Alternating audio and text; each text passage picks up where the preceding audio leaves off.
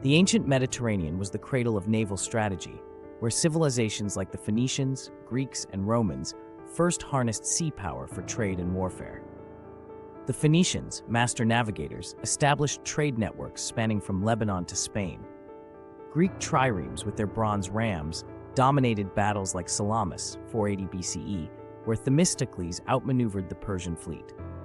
Rome's Corvus boarding device secured victory at Mylae, 260 BCE, turning naval clashes into land battles.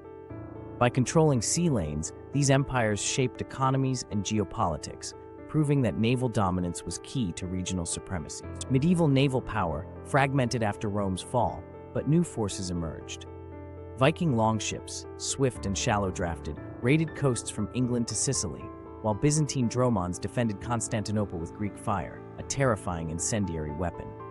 Arab dhows dominated Indian Ocean trade, linking East Africa to India.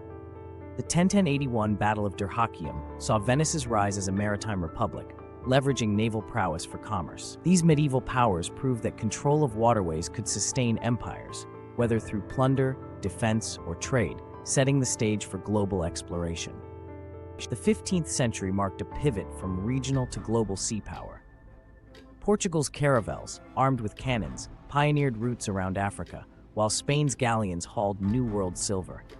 England's defeat of the Spanish Armada, 1588, showcased naval innovation, smaller, faster ships with superior gunnery. The Dutch fleet, optimized for cargo, fueled their 17th century trade empire. These nations weaponized maritime technology, tying naval strength to colonial wealth. As Mahon later argued, their success hinged on three pillars: merchant fleets, battleships, and overseas bases, a blueprint for hegemony. The 19th century's Industrial Revolution transformed navies. Steam power replaced sails, and ironclads like HMS Warrior, 1860, rendered wooden ships obsolete.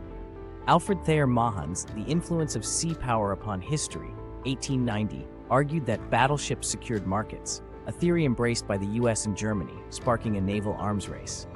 Dreadnoughts, with uniform big-gun armaments, redefined naval combat by BWI. The 1905 Battle of Tsushima demonstrated steel warships' lethality as Japan annihilated Russia's fleet.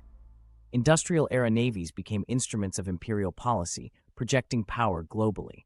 Today's navies wield aircraft carriers and nuclear submarines, extending reach without permanent bases.